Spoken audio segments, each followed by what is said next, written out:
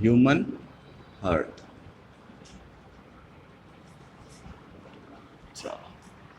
देखो human heart के बारे में, मैमल के हार्ट के बारे में तुम्हें बताया था कि मैमल्स का जो हार्ट होता है वो 4 चेम्बर हार्ट होता है। कितने चेम्बर हार्ट होता है? 4 चेम्बर। ऐसे ही अगर हम लोग बात करेंगे ह्यूमन, तो ह्यूमन भी एक मैमल है, ठीक है, ये तो बड़ा है। तो ह्यूमन अगर मैमल है तो ह्यूमन का जो हार्ट होगा वो कितने चेम्बर हार्ट होगा? 4 chamber. Human have 4 chambered heart, 4 chambered heart.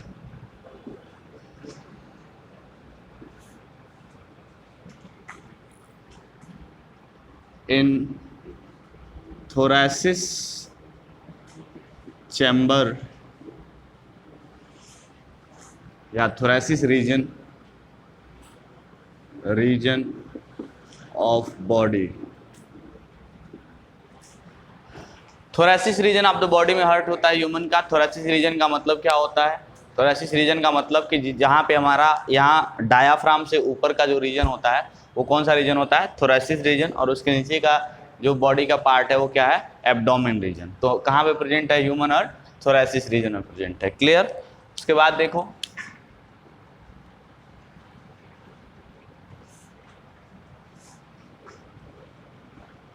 Heart have size of clenched fist। हार्ट का जो साइज होता है, हार्ट का साइज या हार्ट का जो वहाँ पे शेप जो मानते हैं वो क्लेंच्ड फिस्ट, जैसे मुट्ठी जो बंधी हुई होती है, तो इस मुट्ठी के जितना बड़ा हार्ट होता है, ठीक है। तो इसलिए इसके लिए क्या वर्ड यूज किया गया है? क्लेंच्ड फिस्ट वर्ड यूज किया गया है। Heart is present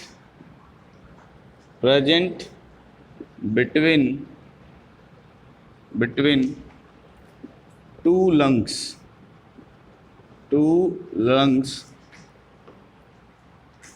slightly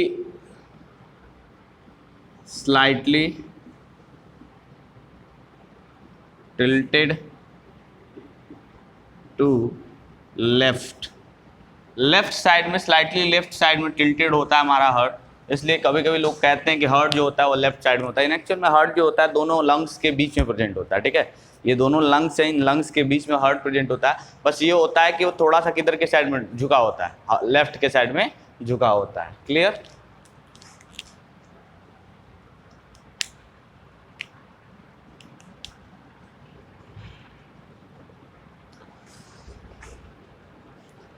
heart have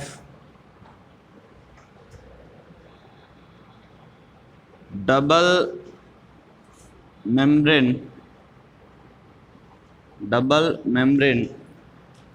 called pericardial membrane surrounding it। ध्यान से समझो, मैंने तुम्हें बताया था कि जितने भी हमारे जो इंटरनल ऑर्गन होते हैं, जो सॉफ्ट ऑर्गन होते हैं, उनके चारों तरफ कुछ मेम्ब्रेनस प्रोटेक्शन होता है, ठीक है। जैसे मैंने बताया था ब्रेन के अंदर क्या होता है? मेनिंजेस होता है। फिर वैसे तुम्हें बताया था लंग्स के चारों तरफ कौन सा लेयर होता है? प्लूरा लेयर होता है। ऐसे ही यहाँ पे क्या होता है? हार्ट के चारों तरफ कौन सा लेयर होता है? पेरिकार्डियल मेम्ब्रेन या पेरिकार्डियल लेयर होता है, ठीक है। The pericardial fluid present between the membranes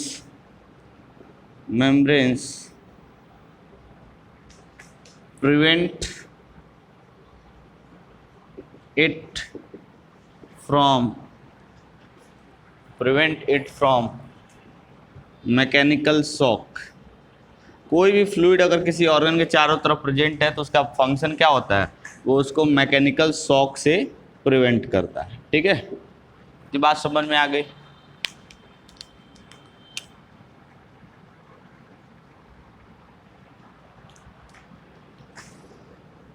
heart consist of 2 upper atrium chambers. देखो हार्ट में जो चैम्बर प्रेजेंट होते हैं उसमें से जो 2 अपर चैम्बर होते हैं वो क्या होते हैं? एट्रियम होते हैं। एंड 2 लोअर वेंट्रिकुलर, ठीक है, वेंट्रिकल होता है नीचे का।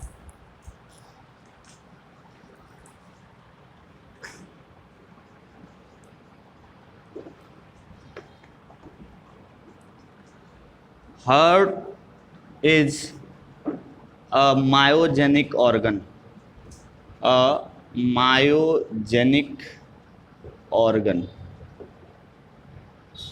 देखो मायोजेनिक ऑर्गन का मतलब क्या होता है? मायोजेनिक का ऑर्गन का मतलब होता है कि जिसका कंट्रोल एंड कोऑर्डिनेशन सेल्फ होता है, उसके फंक्शन को कंट्रोल वो खुद ही करता है। उसके फंक्शन को कंट्रोल करने के लिए कोई और ऑर्गन की जरूरत नहीं है। जो ऑर्गन अपने फंक्शन को खुद ही कंट्रोल करता है, ऐसे ऑर्गन को हम क्या कहते हैं?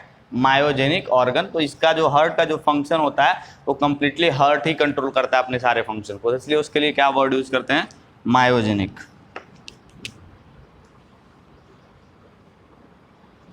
Heart is made up of cardiac muscle. किससे बना है ये? कार्डियक मसल से।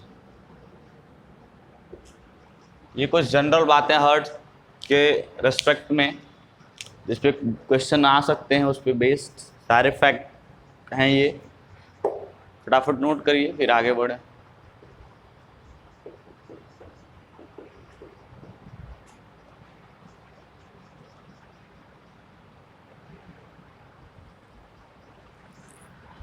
हो गया? चलो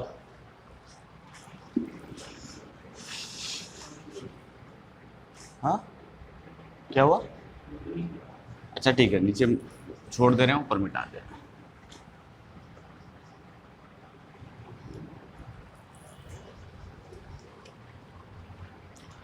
चलो देखो, तुमने बुक में जो फिगर देखा था, ठीक है, वहां फिगर में तुम जब बुक में फिगर बनाओगे या जो बुक में तुम्हारा डायग्राम दिया हुआ है वही डायग्राम तुम्हें प्रैक्टिस करना, और वही डायग्राम तुमको एग्जाम में अगर कभी पूछा जाता है तो वहाँ बनाना है, ठीक है। अभी यहाँ बनाने में यहाँ पे बनाने में से बहुत टाइम लगेगा, तो हम लोग एक रफ डायग्राम बना के और सारी चीज़ों को समझने की कोशिश करेंगे। ये हो गया, ठीक है। चलो अब स्ट्रक्चर पूरा हार्ट का समझ लेते हैं, फिर उसके बाद हार्ट का फंक्शन।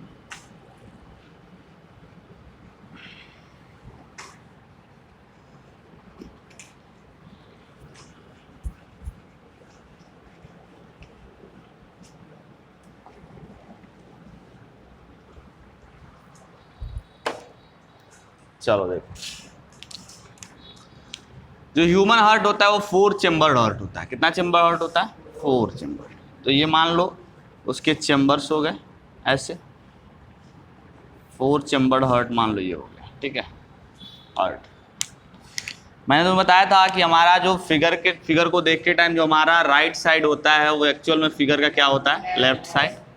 ये क्या हो गया इसका? Right side. ये क्या है? लेफ्ट। ये क्या है? राइट।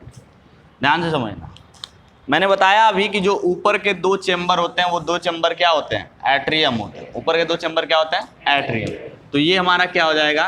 लेफ्ट एट्रियम, ठीक है। ये क्या हो जाएगा? लेफ्ट वेंट्रिकल, ठीक है। ये क्या हो जाएगा? Right ventricular. और ये क्या हो जाएगा? Left atrium. बात समझ में आ गई? चारों चेम्बर के नाम तुम्हें पता चल गया। ऊपर जो इस साइड में है लेफ्ट एट्रियम, इस साइड में नीचे जो है वो लेफ्ट वेंट्रिकल। ये क्या है? राइट वेंट्रिकल, और ये राइट एट्रियम, ठीक है। ध्यान से समझना, कुछ बातें यहाँ पे मैं लिखते भी जाऊँगा और वो तुम डेफिनेशन के तौर पे भी समझ सकते हो। हमारा जो ब्लड वेसल्स होते हैं, वो ब्लड वेसल्स में मोस्टली 3 चीज़ें हम पढ़ते हैं। क्या क्या पढ़ते हैं? एक वेन पढ़ते हैं, एक क्या पढ़ते हैं? आर्टरी पढ़ते हैं, और एक क्या पढ़ते हैं? कैपिलरी पढ़ते हैं। क्या पढ़ते हैं? कैपिलरी। चलो ध्यान से देखो, वेन जो होता है ये हमेशा ब्लड को, वेन की पहचान कैसे करेंगे, वेन जो है हमेशा ब्लड को टुवार्ड्स हार्ट लेके आता है। कहाँ पे लेके आता है? हार्ट। पूरे बॉडी से कलेक्ट करके ये हमेशा ब्लड को कहाँ लेके जाएगा? हार्ट के पास, ठीक है। और जो आर्टरी होता है ये ब्लड को हमेशा अवे फ्रॉम हार्ट लेके जाता है, अवे फ्रॉम हार्ट लेके जाता है। बात समझ में आ गई कि आर्टरी जो होगा वो ब्लड को हमेशा हार्ट से दूर लेके जाएगा। बात समझ में आ गई। मतलब ऐसा कोई भी ट्यूब जो ब्लड को पूरे बॉडी से कलेक्ट करके हार्ट के पास लेके आता है उसको हम क्या कहेंगे? वेन कहेंगे। और ऐसा कोई भी ट्यूब जो ब्लड से हार्ट को अवे लेके जाता है उसको हम क्या कहेंगे? आर्टरी कहेंगे। क्लियर है? और ये जो कैपिलरी होती है ये फाइन ट्यूब्यूल होते हैं। अभी थोड़ी देर बाद इसको समझाऊंगा कि वेन या आर्टरी मान लो हार्ट से ब्लड लेके गई तो आगे जाके बहुत पतले पतले ट्यूब में डिवाइड होती है और हर एक टिश्यू के पास पहुंचती है, ठीक है ना। पतले पतले ट्यूब में डिवाइड है तो वो जो पतला पतला ट्यूब होता है उसी को कैपिलरी कहते हैं। वो जब कंडक्शन पढ़ाऊंगा तो ज़्यादा बेहतर समझाऊंगा। अब देखना ध्यान से, ये जो राइट एट्रियम है, समझो यहाँ से मैंने एक ट्यूब निकाला ऐसे मान लो, ठीक है, और एक ट्यूब मान लो मैंने यहाँ से निकाला ऐसे।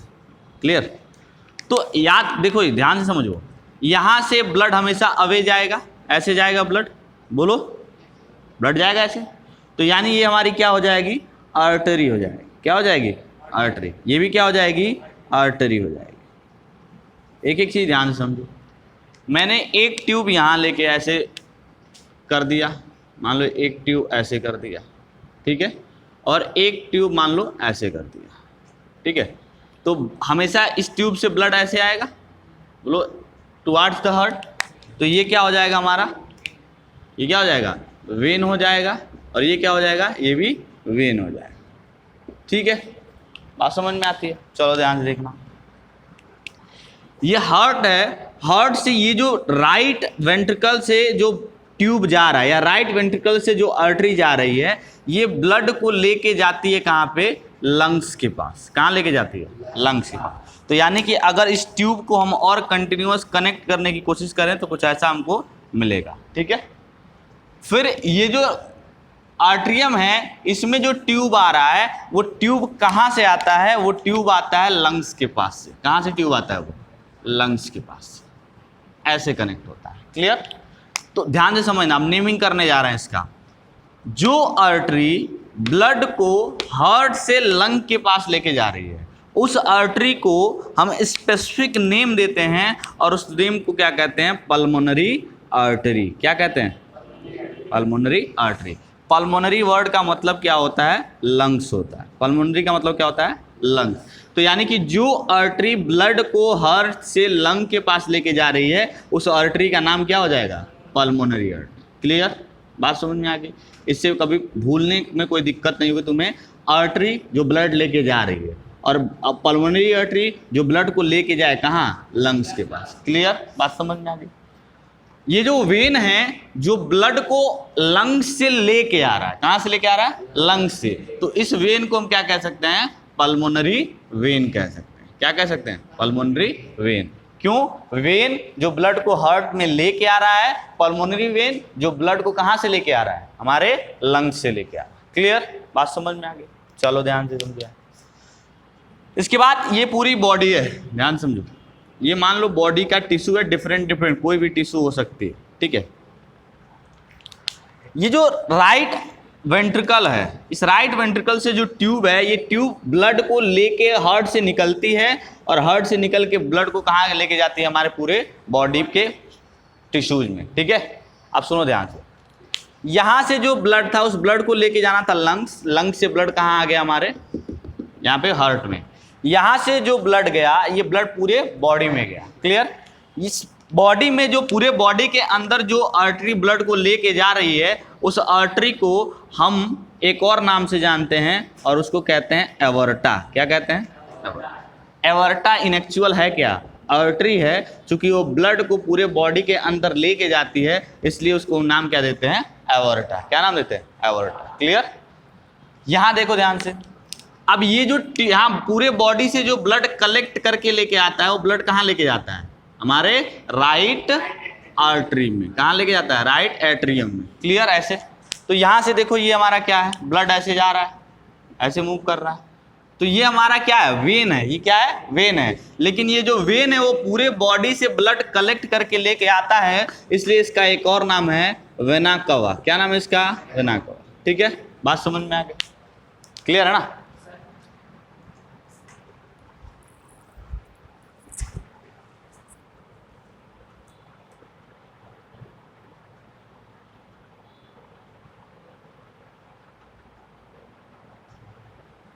तो हम उसको क्या कहते हैं, वेना केवा। नाम समझ में आ गए सारे, बोलो। सारे जो आर्टरीज हैं हमारे, जो ब्लड वेसल्स हैं, उनके नाम समझ में आ गए। ध्यान से समझना, पूरे बॉडी से ब्लड कलेक्ट करके सबसे पहले कहाँ पे आता है हमारे, कहाँ पे आता है, कौन से आर्टरी में, राइट आर्टरी में। राइट आर्टरी से ब्लड कहाँ जाता है, राइट वेंट्रिकल में। यहाँ से ब्लड कहाँ जाता है, लंग्स में। पूरे बॉडी से जो ब्लड कलेक्ट करके आ रहा है वो ब्लड कैसा है, डीऑक्सीजनेटेड ब्लड। कैसा ब्लड है, डीऑक्सीजनेटेड ब्लड, यानी कि उसमें ऑक्सीजन नहीं, उसमें क्या भरा हुआ है, कार्बन डाइऑक्साइड। ये कार्बन डाइऑक्साइड वाला ब्लड। देखो अब ध्यान से समझना इसमें हार्ट का रोल क्या है। पूरे बॉडी से ब्लड कलेक्ट करके लेके आया कहाँ पे, हार्ट के पास। हार्ट में उसको कोई ऑक्सीजन नहीं मिलने वाला है, हार्ट में कोई कार्बन डाइऑक्साइड डोनेट नहीं होने वाला है। ब्लड आके यहाँ पे कलेक्ट हुआ और फिर हार्ट ने उसको स्पीड प्रोवाइड किया पंप करके, ठीक है। क्योंकि पूरे बॉडी से ब्लड कलेक्ट होकर फ्लो करते करते करते करते क्या हो चुका होता है, उसका स्पीड बहुत कम हो चुका रहता है। तो जैसे ही ब्लड इसको पंप करता है, ये फिर से अपने पूरे स्पीड में जाके कहाँ पहुंच जाता है, लंग्स के पास। लंग्स में जाने के बाद ये क्या करता है, यहाँ पे CO2 लंग्स को दे देता है और यहाँ से ऑक्सीजन जो होता है वो कहाँ चला जाता है, ब्लड के अंदर। तो यहाँ से जो ब्लड जा रहा है, ये ब्लड कैसा है, बोलो, ऑक्सीजनेटेड ब्लड। ये कैसा ब्लड है, ऑक्सीजनेटेड। यहां से कुछ क्वेश्चंस भी अभी निकलेंगे, ठीक है। ये कैसा ब्लड है, वही ये ब्लड जो आ रहा है। तो डीऑक्सीजनेटेड को ब्लैक कलर से ही बनाया ज्यादा बेहतर रहेगा। ये ऐसे आ रहा है, ऐसे दिखा देते हैं।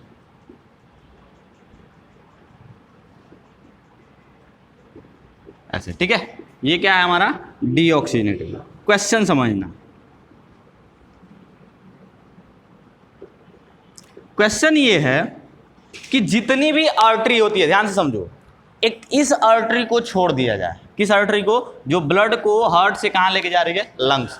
पूरे बॉडी में ढेर सारी आर्टरीज हैं, पूरे बॉडी में ढेर सारी आर्टरीज हैं जो ब्लड को हार्ट से दूर लेके जा रही हैं। भाई ये आयोर्टा जो है वो आगे जाके बहुत पतले पतले आर्टरी में डिवाइड होगी, तभी तो पूरे बॉडी में उसका डिस्ट्रीब्यूशन होगा।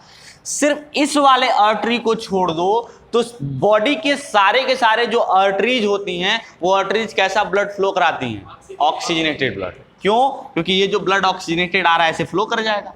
तो पूरी बॉडी की आर्टरी कैसा ब्लड फ्लो कराती हैं, ऑक्सीजनेटेड। सिर्फ पल्मोनरी आर्टरी ऐसा ब्लड वेसल है जो कौन सा ब्लड फ्लो कराती है, डीऑक्सीजनेटेड।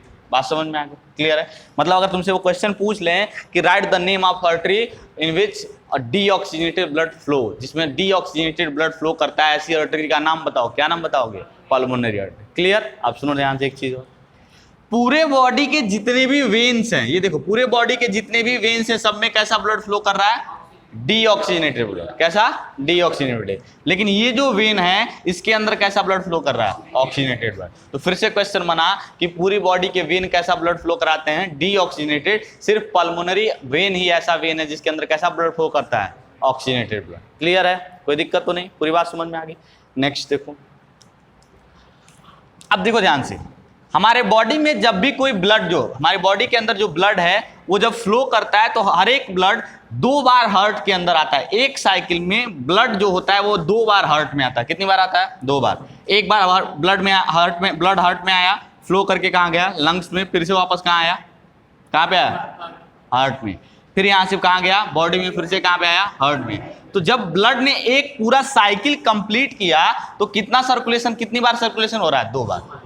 कितनी बार, 2 बार। तो इसलिए हमारे बॉडी के अंदर जो सर्कुलेटरी सिस्टम है उसको हम कहते हैं डबल सर्कुलेशन। क्या कहते हैं, डबल सर्कुलेशन। क्यों डबल सर्कुलेशन कहते हैं, क्योंकि बॉडी के अंदर ब्लड जब एक बार पूरा अपना साइकिल कंप्लीट करती है तो कितनी बार सर्कुलेट होती है, हार्ट से 2 बार सर्कुलेट होती है। क्लियर। अब ये रही हमारी बात किसकी, स्ट्रक्चर ऑफ इसके, जो हार्ट के जो ब्लड वेसल्स हैं उसके। अब देखना स्ट्रक्चर ऑफ, हमको हार्ट यहाँ पे कैसे देखना, इसके अंदर का इंटरनल स्ट्रक्चर यहीं पे समझा देता हूं, सारी चीजें यहीं पे क्लियर हो जाएंगी।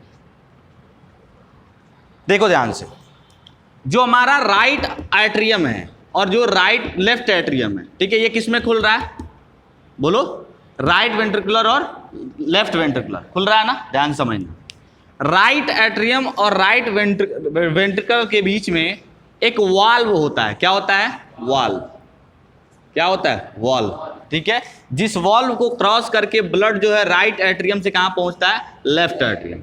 इस वाल्व के अंदर 3 फ्लैप लाइक स्ट्रक्चर प्रेजेंट होते हैं, कितने, 3 फ्लैप लाइक स्ट्रक्चर, कुछ ऐसा स्ट्रक्चर इसका होता है, ये फ्लैप लाइक स्ट्रक्चर, ठीक है, बात समझ में आ गई। जब यहाँ से ब्लड इधर से आएगा, इस पे प्रेशर जनरेट करेगा, मान लो ऐसे समझो, 2 ऐसे था, ये ऐसे समझो, ऐसे था, ठीक है।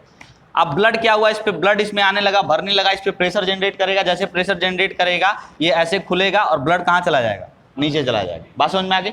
जिसमें 3 फ्लैप लाइक स्ट्रक्चर हैं, ऐसे वॉल्व को हम कहते हैं ट्राइकस्पिड वॉल्व, क्या कहते हैं उसको, ट्राइकस्पिड वॉल्व। ये ट्राइकस्पिड वॉल्व प्रेजेंट कहाँ पे होता है, right atrium and right atrium and right ventricle के बीच में। बोलो समझ में आया, आया समझ में, नहीं आया तो फिर से बताता हूँ। राइट एट्रियम, राइट वेंट्रिकुलर, इन दोनों के बीच में वॉल्व प्रेजेंट है, क्योंकि वॉल्व नहीं रहता तो इसका इस 2 चेंबर बनाने का कोई मतलब नहीं होता भाई, चेंबर है तो अलग अलग होगा तभी तो सेपरेशन होगा तभी तो यहाँ राइट एट्रियम और राइट वेंट्रिकल के बीच में एक वॉल्व प्रेजेंट होता है, जो वॉल्व 3 फ्लैप लाइक स्ट्रक्चर से मिलकर बना होता है, उसको हम क्या कहते हैं, ट्राइकस्पिड वॉल्व। बात समझ में आ गई। यहाँ जो लेफ्ट एट्रियम और लेफ्ट वेंट्रिकल है, इनके बीच में भी वॉल्व प्रेजेंट होते हैं, इनके बीच में भी क्या प्रेजेंट होता है, वॉल्व प्रेजेंट होता है, लेकिन ये वॉल्व थोड़ा सा यहाँ पे अलग स्ट्रक्चर का होता है। यहाँ सिर्फ और सिर्फ 2 फ्लैप लाइक स्ट्रक्चर ऐसे प्रेजेंट होते हैं। क्लियर, कितने फ्लैप लाइक स्ट्रक्चर प्रेजेंट होते हैं, 2। तो इसलिए हम इसको क्या कहेंगे, बाइकस्पिड वॉल्व, क्या कहेंगे, बाइकस्पिड वॉल्व, ठीक है। इसको एक और नाम से जानते हैं, मिट्रल वॉल्व। किस नाम से जानते हैं, मिट्रल वॉल्व। बात समझ में आ गई, बोलो, ये वॉल्व समझ में आया, सुनो ध्यान से। इसके बाद ये जो राइट वेंट्रिकल है और लेफ्ट वेंट्रिकल है, ये जब अपने अपने रेस्पेक्टिव आर्टरी में खुलता है तो वहां पे एक single flap like valve present होता है, ऐसे एक single flap like valve present होता है। इस सिंगल फ्लैप लाइक वॉल्व कहते हैं सेमी लूनर वॉल्व। क्या कहते हैं इसको, सेमी लूनर वॉल्व। तो 3 वॉल्व तुमको समझ में आने चाहिए यहाँ पे, ठीक है। कितने वॉल्व, 3। एक कौन सा, ट्राइकस्पिड, एक बाइकस्पिड और एक सेमी लूनर। ट्राइकस्पिड किसको किसको सेपरेट करता है, right atrium and right ventricle को। बाइकस्पिड किसको सेपरेट करता है, लेफ्ट और राइट वेंट्रिकल को, सॉरी लेफ्ट एट्रियम और लेफ्ट वेंट्रिकल को। और सेमी लूनर वॉल्व किसको वो करता है, जो हमारा वेंट्रिकुलर है उससे आर्टरी से सेपरेट करता है। क्लियर, बात समझ में आ गई, बोलो। तो ये फटाफट इसको नोट करो, फिर आगे हम लोग बढ़े।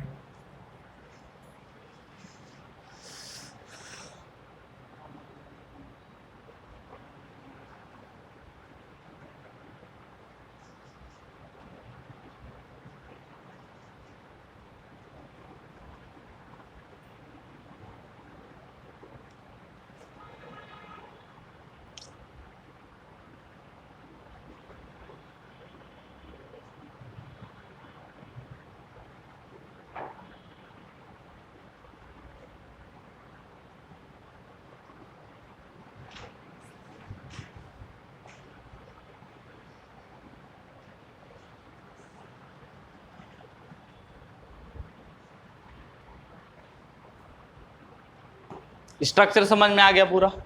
चलो अभी समझो ब्लड सर्कुलेशन कैसे होता है, ये इंपॉर्टेंट है।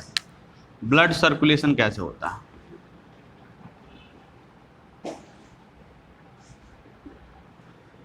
ध्यान से समझना। स्टार्टिंग में क्या होता है, पूरी बात पेन रख दो, कुछ भी बिना लिखे समझो, पहले इसको समझ लो क्योंकि ये इंपॉर्टेंट है।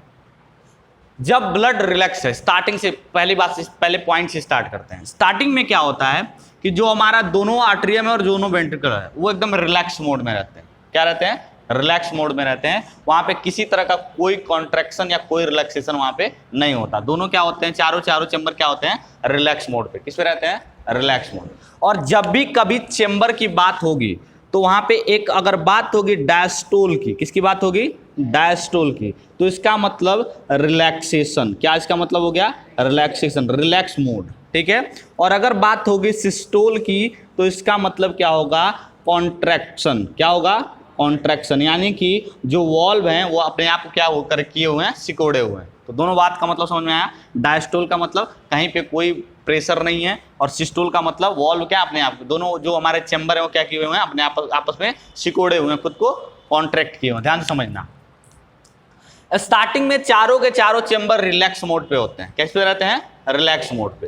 तो ऐसे स्टेज को जहां पे चारों के चारों चैम्बर रिलैक्स मोड पे हो, उसको हम कहते हैं ज्वाइंट डायस्टोल। क्या कहते हैं उसको, ज्वाइंट डायस्टोल, यानी कि वेंट्रिकुलर और आर्ट्रियम चारों के चारों क्या है, ज्वाइंटली क्या है एक दूसरे से, मतलब बिल्कुल किसी तरह का वहां पे कोई कॉन्ट्रैक्शन नहीं है, सबके सब रिलैक्स मोड पे हैं। क्लियर। नेक्स्ट देखो अभी क्या हो रहा है इस टाइम पे, ज्वाइंट डायस्टोल के टाइम पे क्या हो रहा है, इधर से लंग से ब्लड आके कहाँ भर रहा है, हमारे लेफ्ट आर्टरियम में, और पूरे बॉडी से ब्लड आके कहाँ पे भर रहा है, राइट आर्टरियम। ठीक है, चूंकि वॉल्व हल्का फुल्का खुला हुआ है, इसलिए यहाँ से ब्लड इसमें भी जा रहा है, यहाँ से ब्लड इसमें भी जा रहा है। ठीक है, स्टार्टिंग में ध्यान से समझना। जब ज्वाइंट डायस्टोल की स्टेट में क्या होता है कि हमारा ब्लड जो पल्मोनरी आर्टरी है उससे किस में भर रहा होता है, लेफ्ट आर्टरियम में, और जो वेना केवा है उससे किस में भर रहा होता है, राइट आर्टरियम में। क्लियर। जैसे जैसे इसमें ब्लड भरता जाता है, जैसे जैसे इसमें ब्लड भरता जाता है, ब्लड का अमाउंट बढ़ता जाता है। उसके बाद क्या होता है कि पहले कॉन्ट्रैक्शन स्टार्ट होता है। पहले क्या होता है, सुनो ध्यान। जैसे जैसे इसमें ब्लड भरता जाएगा, एक अमाउंट ऑफ ब्लड भरने के बाद ये दोनों ऊपर के जो चेंबर हैं ये दोनों चेंबर अपने आप को क्या करते हैं, कॉन्ट्रैक्ट करते हैं, सिकोड़ते हैं। तो सोचो जब ये कॉन्ट्रैक्ट करेगा, ये भी अपने आप को कॉन्ट्रैक्ट करेगा, तो क्या इस पे प्रेशर आएगा। तो जैसे ही आर्टरियम अपने आप को कॉन्ट्रैक्ट करते हैं, ये जो ट्राइकस्पिड एंड बाइकस्पिड वाल्व है वो क्या हो जाता है, खुल जाता है। ठीक है, और इसके अंदर जितना भी ब्लड जमा हुआ होता है वो सबके सब कहाँ जाने लगता है, लेफ्ट आर्टरियम से लेफ्ट वेंट्रिकल में, राइट आर्टरियम से राइट वेंट्रिकल में। बात समझ में आ गई, क्लियर है। तो इस स्टेट को कहते हैं आर्टरियम सिस्टोल। इसको क्या कहते हैं, आर्टरियम सिस्टोल, यानी कि आर्टरियम जो अपने आप को क्या कर रही है, कंट्रोल कर रही है, मतलब कॉन्ट्रैक्ट कर रही है। बात समझ में आ गई। अभी ब्लड कहाँ आ चुका है, हमारे राइट आर्टरियम और लेफ्ट आर्टरियम। क्लियर है, बात समझ में आ गई। ब्लड जब इसमें भर जाता है, जब इसमें ब्लड भर जाता है तो क्या होता है, ये दोनों के दोनों वेंट्रिकुलर हैं, ये अपने आप को क्या करते हैं, अब कॉन्ट्रैक्ट करना स्टार्ट करते हैं। तो जैसे जैसे ये अपने आप को कॉन्ट्रैक्ट करेंगे, ये ऑलरेडी कॉन्ट्रैक्ट हो चुके हैं, ये क्या करेंगे, अपने आप को रिलैक्स करेंगे। बात समझ में आ रही कि नहीं, समझो ध्यान से। पहले चारों क्या थे, ज्वाइंट डायस्टोल पे सबके सब रिलैक्स थे, ब्लड इसमें भर रहा था। ठीक है, जैसे इसमें ब्लड भरा, इसने आपको कॉन्ट्रैक्ट किया, ब्लड अब किस में आ गया, इसमें आ गया। जैसे इसमें ब्लड भरा, अब ये रिलैक्स मोड से क्या होने लगेगा, कॉन्ट्रैक्ट होने लगेगा। जैसे जैसे ये कॉन्ट्रैक्ट था होगा, वैसे वैसे ये क्या होगा, रिलैक्स होगा। यानी कि वेंट्रिकुलर का सिस्टोल और जो हमारा आर्टरियम है उसका डायस्टोल एक साथ होगा। बात समझ में आ रही है, बोलो। नहीं आई तो फिर से बताऊं, और बताऊं एक बार, बोलो, सुनो ध्यान से फिर से। ज्वाइंट डायस्टोल, देखो मेरे हाथ की तरफ देखो, चारों रिलैक्स हैं अपने अपने मोड में, इसमें ब्लड भर रहा है क्योंकि पूरा ब्लड तो इसी से आ रहा है। तो आर्टरियम में ब्लड भरा, जैसे इसमें ब्लड भरा एक अमाउंट पर, ये फिर क्या होने लगा, सिकुड़ने लगा, कॉन्ट्रैक्ट करने लगा। बात समझ में आ गई। कॉन्ट्रैक्ट करेगा, ये वॉल और ये वॉल कंप्लीटली खुल जाएंगे। यहाँ जो ब्लड है, यहाँ जो ब्लड है वो कहाँ आ जाएगा, वेंट्रिकुलर में आ जाएगा। जैसे इसमें ब्लड भरेगा और ये तब तक क्या हो चुका रहेगा, कॉन्ट्रैक्ट हो चुका रहेगा। फिर ये क्या करेगा, अपने आप को कॉन्ट्रैक्ट करेगा, ये भी तो कॉन्ट्रैक्ट करेगा। जब ब्लड भर जाएगा तो ये कॉन्ट्रैक्ट करेगा, और उस टाइम पे ये क्या होगा, अपने नॉर्मल शेप में जाएगा, यानी कि क्या करेगा, डायस्टोल में जाएगा, रिलैक्स होगा। क्लियर। तो जैसे जैसे इसका रिलैक्सेशन, वैसे वैसे इसका कॉन्ट्रैक्शन। क्लियर है, बोलो। तो यहाँ पे हमारा जो आर्टरियम का डायस्टोल है, आर्टरियम का डायस्टोल है और वेंट्रिकुलर का सिस्टोल है, वो एक साथ होगा। तो हम क्या लिखेंगे, atrium diastole and ventricle systole. बात समझ में आ गई, बोलो। क्लियर। अब सुनो, इस स्टेप के बाद क्या हुआ, जब ये अपने आप को कॉन्ट्रैक्ट करना स्टार्ट करेगा और ये अपने आप को क्या करना स्टार्ट करेगा, रिलैक्स। तो ये जैसे ही रिलैक्स हुआ, ये वॉल्व क्या हो गए, बंद हो गए। और जैसे जैसे ये कॉन्ट्रैक्ट हुआ, ये वॉल्व क्या हो गया, खुल गया। तो ये वॉल्व जब खुलेगा तो ब्लड कहाँ जाएगा, यहाँ से एवर्टा में, और यहाँ से ब्लड कहाँ जाएगा, पल्मोनरी आर्टरी में। क्लियर, बात समझ में आ गई। तो यानी कि जैसे ये खुला, ये कॉन्ट्रैक्ट हुआ, ब्लड किस में चला गया, आर्टरी में, और दोनों आर्टरी में चला गया। एक पल्मोनरी आर्टरी उसको कहाँ लेके चली गई, लंग्स में, और दूसरी आर्टरी उसको कहाँ लेके चली गई, बॉडी के अंदर। क्लियर। जैसे ही बॉडी के अंदर गया, उसके बाद क्या होता है, उसके बाद होता है वेंट्रिकल डायस्टोल। भाई वो जो वेंट्रिकुलर है वो कॉन्ट्रैक्ट हुआ है तो उसको भी तो रिलैक्स होना है। तो जैसे ही ये पूरा का पूरा ब्लड इसमें और इसमें चला जाता है, ये फिर से क्या हो जाता है, रिलैक्स हो जाता है। क्या होता है, रिलैक्स, अपने नॉर्मल शेप में आता है। तो ये पहले ही रिलैक्स हो चुका है, ये अभी रिलैक्स हो गया, फिर से क्या चारों चैम्बर रिलैक्स हो गए, बोलो। तो ये जो इसके बाद का स्टेप है ये, और इसके बाद हम कहाँ पहुंच गए, ज्वाइंट डायस्टोल पे। कहाँ पे पहुंच गए, ज्वाइंट डायस्टोल। बोलो, समझ में आया, क्लियर। कैसे स्टार्ट होता है, ज्वाइंट डायस्टोल, चारों चैम्बर रिलैक्स मोड, फिर आर्ट्रियम कॉन्ट्रैक्शन, मतलब ऊपर वाला कॉन्ट्रैक्ट हुआ, ब्लड कहाँ आ गया, नीचे, फिर ऊपर वाला रिलैक्स होगा और नीचे वाला कॉन्ट्रैक्ट होगा, इसका डायस्टोल, इसका सिस्टोल। ये जब कॉन्ट्रैक्ट हो जाएगा तो ये वॉल्व खुल जाएगा, ब्लड इसमें चला जाएगा, फिर से ये क्या हो जाएगा, रिलैक्स। जब ये रिलैक्स और ये रिलैक्स तो फिर से क्या हो गया, ज्वाइंट डायस्टोल। क्या हो गया, ज्वाइंट डायस्टोल। तो ये जो पूरा का पूरा सिस्टम तुम्हें दिख रहा है, इसी को हम क्या कहते हैं, ब्लड सर्कुलेशन कहते हैं। क्या कहते हैं, ब्लड सर्कुलेशन। अब इसके पैरेलल में जब बनाओगे तो इस टाइम पे इस ज्वाइंट डायस्टोल में क्या होता है, ब्लड कहाँ पे भर रहा होता है, आर्ट्रियम में। आर्ट्रियम सिस्टोल के बाद ब्लड कहाँ चला जाता है हमारे, बोलो, कहाँ पे आता है, वेंट्रिकल में। और आर्ट्रियम सिस्टोल, डायस्टोल और वेंट्रिकुलर सिस्टोल के बाद ब्लड कहाँ चला जाता है, हमारे आर्टरी के अंदर, और फिर वो क्या हो जाता है, जो हमारा वेंट्रिकुलर है वो रिलैक्स हो जाता है। क्लियर, पूरी बात समझ में आ गई। तुमने हार्ट का साउंड सुना होगा, क्या सुना होगा, हार्ट का साउंड सुना है स्टेथोस्कोप में, बोलो। कहते हैं हार्ट का साउंड होता है लब एंड डब। हार्ट जब स्टेथोस्कोप में सुनोगे तो ये तुम्हें एक लब एंड एक डब, लब डब ऐसा साउंड सुनाई देता है वहां पे, ठीक है। तो ये जो लब साउंड है, ये लब साउंड तब प्रोड्यूस होता है जब tricuspid and bicuspid valve close होते हैं। क्या होते हैं, डाइकस्पिड एंड बाइकस्पिड वॉल्व क्लोज होते हैं। ये कॉन्ट्रैक्ट हुआ था तो क्या हो गए थे, ओपन। जब ये रिलैक्स हुआ तो ये क्या हो गए, क्लोज। और जब क्लोज हुए तो साउंड कैसा आया, लब। जब ये कॉन्ट्रैक्ट हुआ तो ये क्या हो गए, ओपन। जब ये क्लोज हुए सेमीलूनर वॉल्व तो साउंड कैसा आया, डब। तो डब साउंड कब आता है, closure of semilunar valve, closure of semilunar valve. इस पे भी क्वेश्चन तुमसे पूछा जा सकता है, सेमीलूनर वॉल्व। क्लियर, बोलो, पूरी बात समझ में आ गई। हार्ट का पूरा स्ट्रक्चर, कैसे ब्लड सर्कुलेट होता है, पूरी बात समझ में आ गई।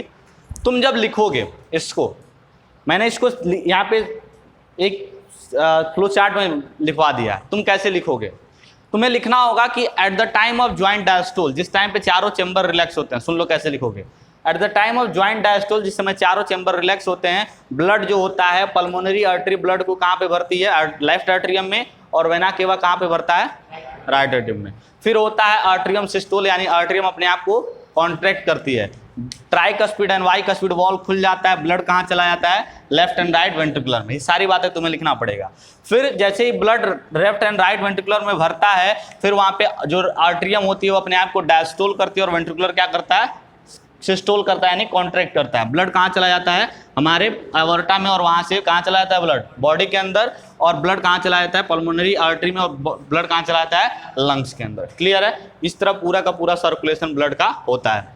डबल सर्कुलेशन क्यों कहते हैं, क्योंकि ब्लड जब एक बार पूरा अपना साइक्लिक फ्लो कंप्लीट करती है तो उस टाइम पे वो कितनी बार हार्ट में आती है, 2 बार। मतलब यहाँ पे तुम्हें 2 सर्कुलेटरी रिंग तुम्हें मिल रहा है, एक बार ये heart to body to heart, और एक heart to lung to heart. बात समझ में आ गई, क्लियर। तो इसलिए उसको हम क्या कहते हैं, डबल सर्कुलेशन कहते हैं। पूरी बात समझ में आई, पूरा समझ में आ गया।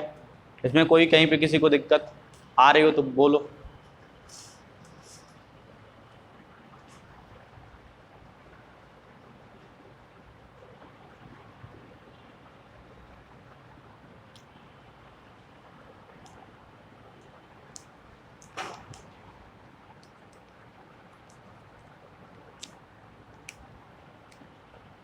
चलो देखो ध्यान से, अब कुछ डेटा समझ लो। ह्यूमन जो हार्ट होता है, ह्यूमन हार्ट के अंदर जो सर्कुलेशन का जो फ्लो होता है, जो सर्कुलेटरी सिस्टम होता है, 1 मिनट में 72 बार कंप्लीट होता है। कितनी बार, 1 मिनट में 72 टाइम्स। कितने टाइम? 72 टाइम, 72 बार। कितने बार? 72 बार। मतलब ये जो साइक्लिक फ्लो हो रहा है, ये साइक्लिक फ्लो 1 मिनट में कितनी बार होता है? 72 टाइम्स। ठीक है, अब सुनो ध्यान से। जो ह्यूमन हार्ट होता है, वो ह्यूमन हार्ट एक बार में जो एवर्टा से ब्लड रिलीज करता है वो होता है 70 ml। कितना होता है? 70 ml। कितना होता है? 70 ml। और इसको हम कहते हैं स्ट्रोक वॉल्यूम। क्या कहते हैं? Stroke volume. स्ट्रोक वॉल्यूम क्यों कहते हैं? एक बार जब कॉन्ट्रैक्शन हुआ इसका और यहाँ से जो ब्लड रिलीज हुआ एवर्टा में, वो कितना था? 70 ml। सोचो, ध्यान से समझना, यहाँ से तुम्हें कैसे पूरे ब्लड का वहाँ पे वॉल्यूम निकलेगा। 72 टाइम्स 1 मिनट में, 70 ml एक बार में। टोटल इसको मल्टीप्लाई करोगे क्या मिल जाएगा? पूरा का पूरा बॉडी का ब्लड। मल्टीप्लाई करो, कितना आता है? अरे करो।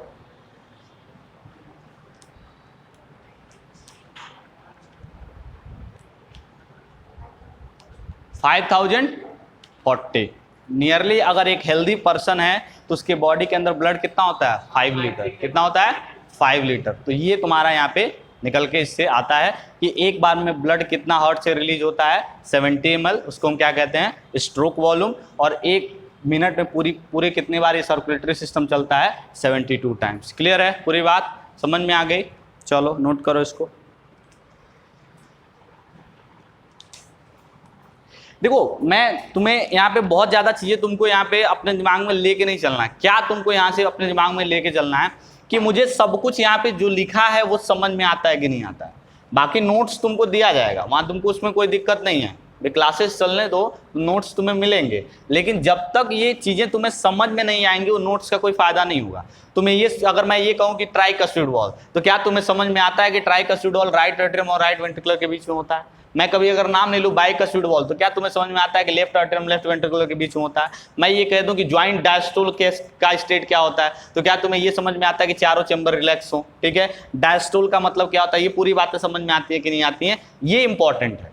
ये नहीं इंपॉर्टेंट है कि सब कुछ याद रहे।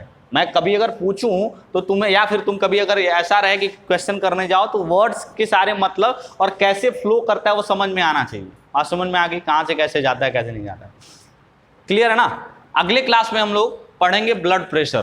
ठीक है, ब्लड प्रेशर क्या होता है, कैसे मेजर किया जाता है, कितना ब्लड प्रेशर आइडियल होता है। ठीक है, तो वो सब कुछ हम लोग कल पढ़ेंगे। अभी के क्लास में बस इतना ही। अगले क्लास में जब हम लोग मिलेंगे तो ये टॉपिक जो है ह्यूमन का जो सर्कुलेटरी सिस्टम है वो फिनिश होगा। और उसके अगले क्लास में मैंने सैटरडे को कहा तुम्हें क्या पढ़ाने के लिए, क्या कराने के लिए? रेस्पिरेटरी सिस्टम पे क्वेश्चन कराने के लिए। तो रेस्पिरेटरी सिस्टम सैटरडे को पढ़ के आओगे। ठीक है, चलो।